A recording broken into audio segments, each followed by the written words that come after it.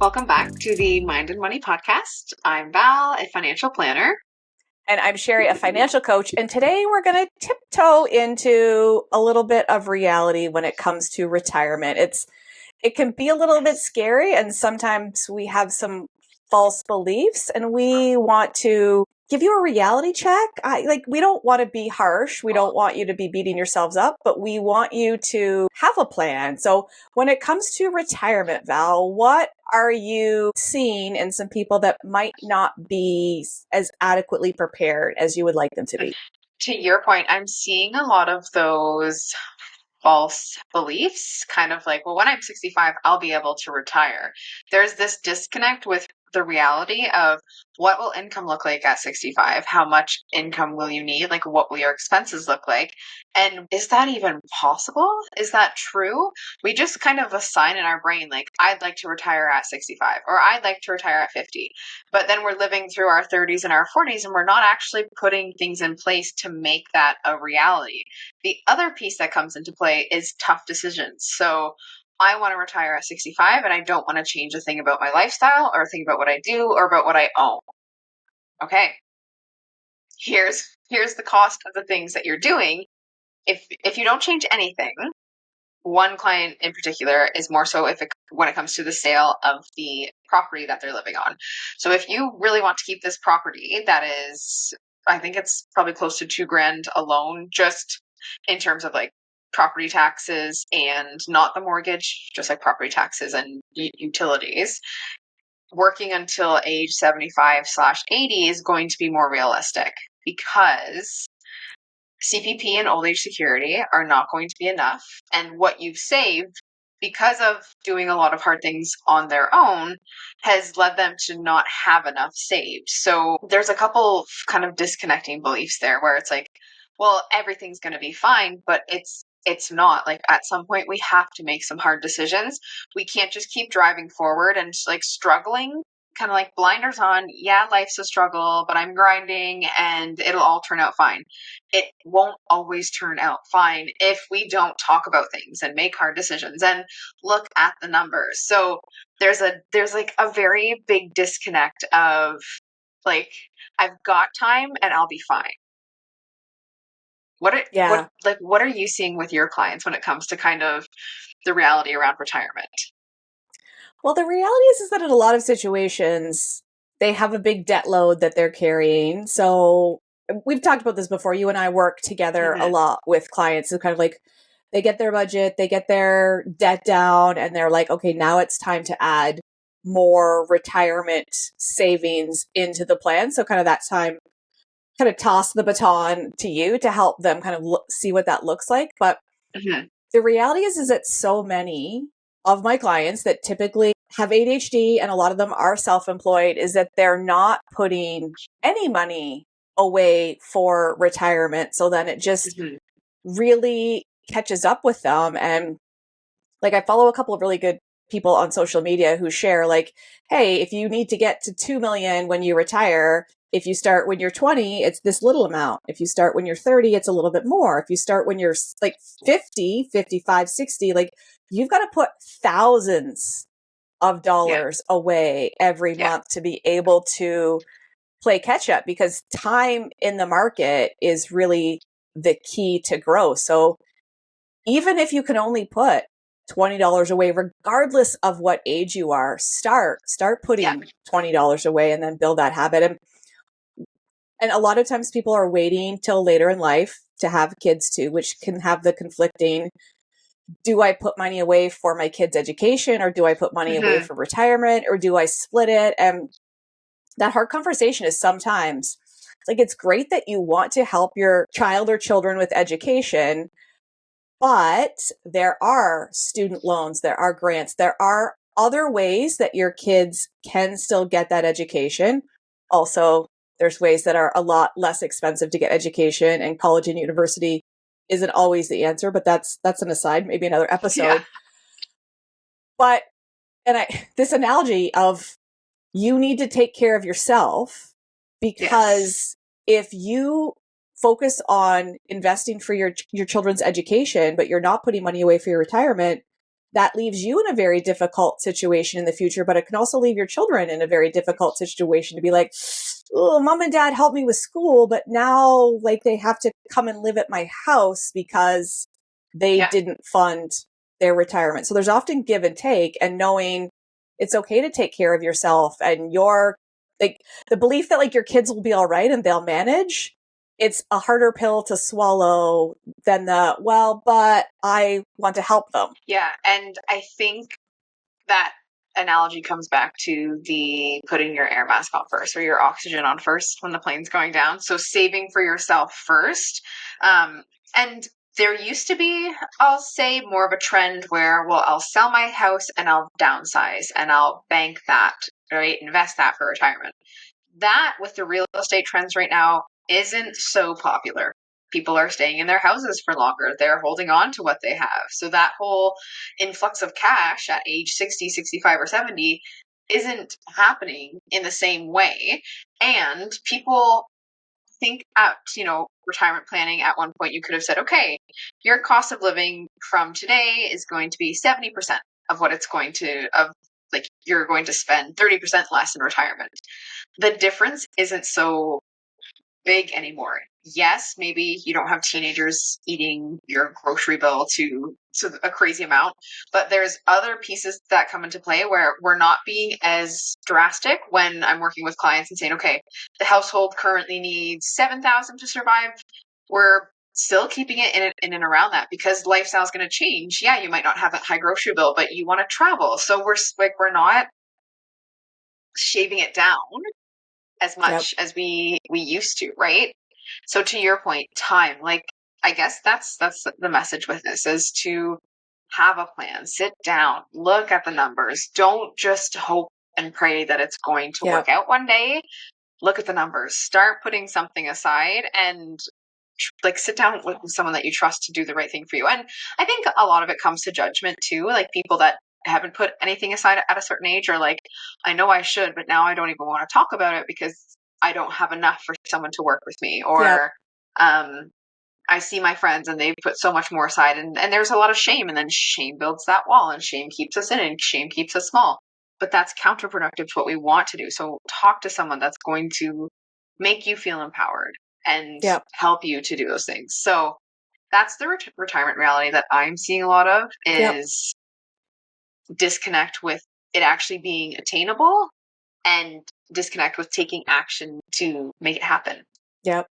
And I think a lot of people too might misunderstand CPP. So we've said before, we're Canadian. So CPP Mm-hmm. is a Canadian pension plan, and it does pay out based on, and you can take it at a variety of different ages depending on like there's these Yes. calculations where the earlier you take it, The the less you lower get. the amount is, the longer you wait, the more that you get added each Yeah. month that you get. If you're looking online to see like what you think you're going to get paid out, what everybody gets paid out is very specific to your situation because it's Yeah. based off of what your incomes have been Yeah. throughout your earning careers. And you can actually go online and see exactly what your estimated payout would be based on your income amounts over the years. But yeah, it's not necessarily going to be the max amount, and very few No. people get the maximum No. amount. And if you looked at like the average right now of CPP and old age security at age 65, maybe $1,500 a month. That's taxable. So if you have other incomes in there, it really depends on your tax bracket. Like we won't get into that. But that's not the point. Is it's not $1,500 a month in your hand.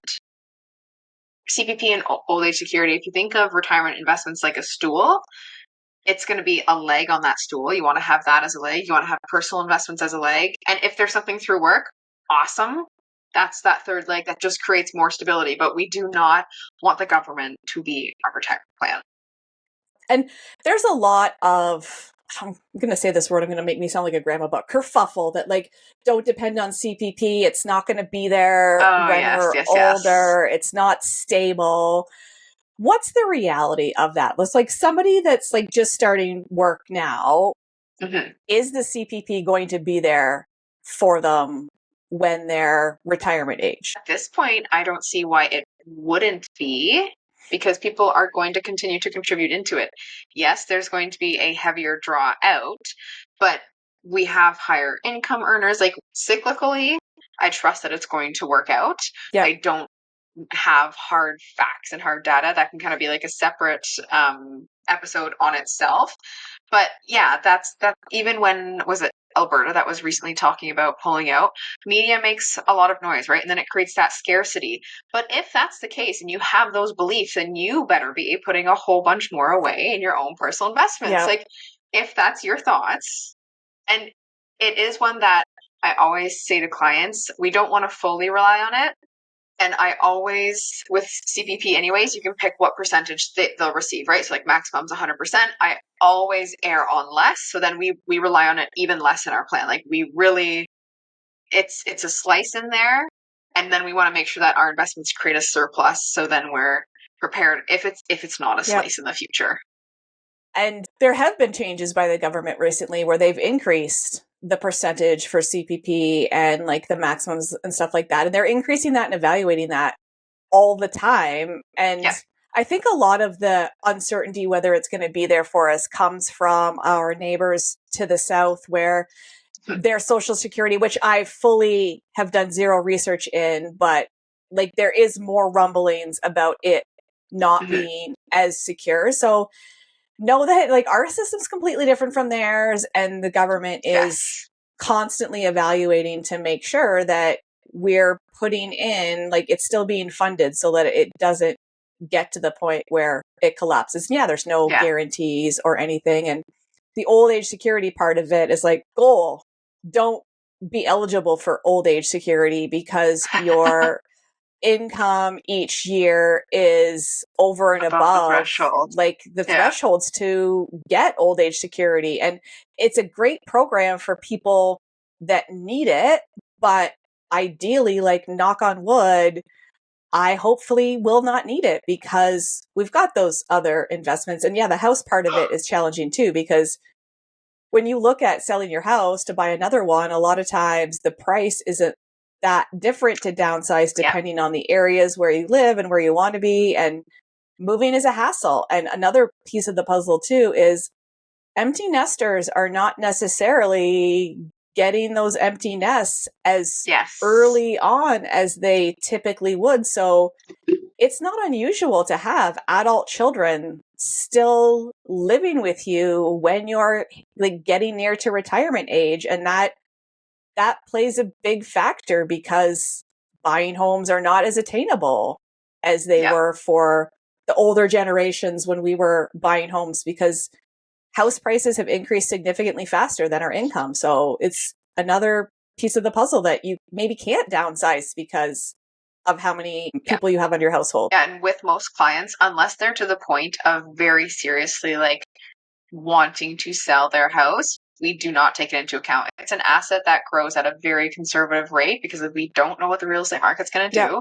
So it's an asset that stays there, but we never cash in on it until that truly becomes something that is more realistic. And then at that time, we look at, okay, real estate markets. So that's really getting set aside until people are ready to say, okay, yeah, I want to do this. So when it comes to the retirement reality, it's looking at what is your retirement reality and figuring out what you're willing or what will be able to be reduced from your budget. Maybe you're a 2-car family, you'll be able to go down to 1, but also what might need to be added in. If you're an employee with benefits right now and you've got like regular medications or regular expenses, that's something that's going to be added in that you're going to have to either cover out of pocket or get your own benefits. So there's a lot of moving pieces to what is your budget going to look like when you retire. And we don't have a crystal ball, so we don't know what inflation is going to be like. And we don't know exactly how far a dollar today is going to go when you retire at 65 or 55 or whatever that age is. So it's like,